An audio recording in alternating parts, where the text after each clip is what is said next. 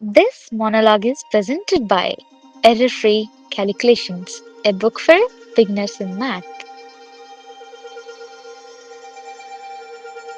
నిన్న రాత్రి ఒక చిన్న విషయం జరిగింది.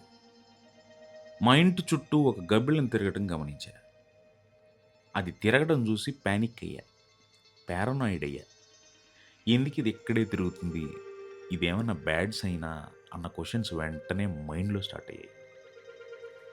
రాత్రి సైలెన్స్లో అది ఒక 12 ఫీట్ హైట్లోనే జిగ్జాగ్గా ఎగురుతూ కనిపించింది.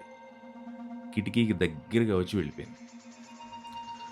ఆ మూమెంట్లో నాకు ఒక స్ట్రేంజ్ ఫీలింగ్ వచ్చింది.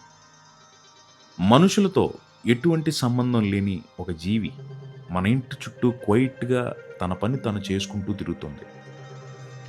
కొద్దిసేపు అబ్జర్వ్ చేశాను. అబ్జర్వేషన్ నుంచి ఒక థాట్ వచ్చింది.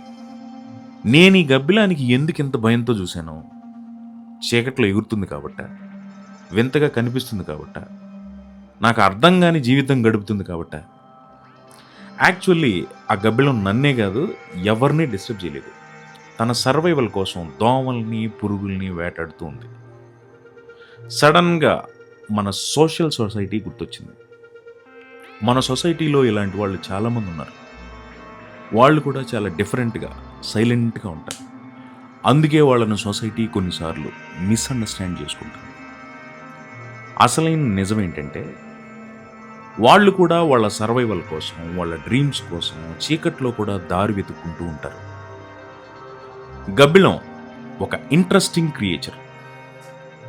పక్షి కాదు, ఎలుక కాదు, రెండింటి మధ్యలో ఉండే ఒక స్ట్రేంజ్ ఐడెంటిటీ.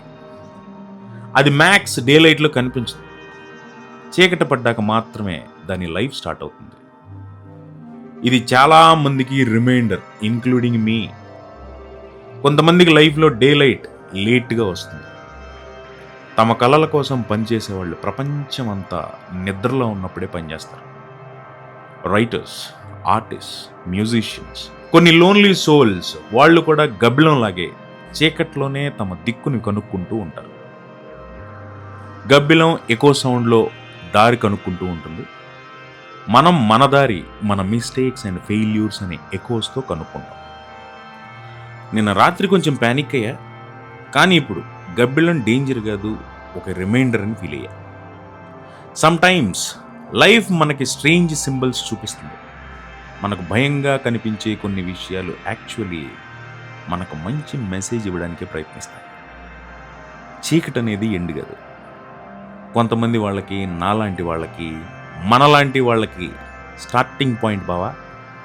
తసాదియ్య, ఈ గబ్బిలం నా ఇంటి చుట్టూ తిరగలేదురా, నా ఆలోచన చుట్టూ తిరిగింది.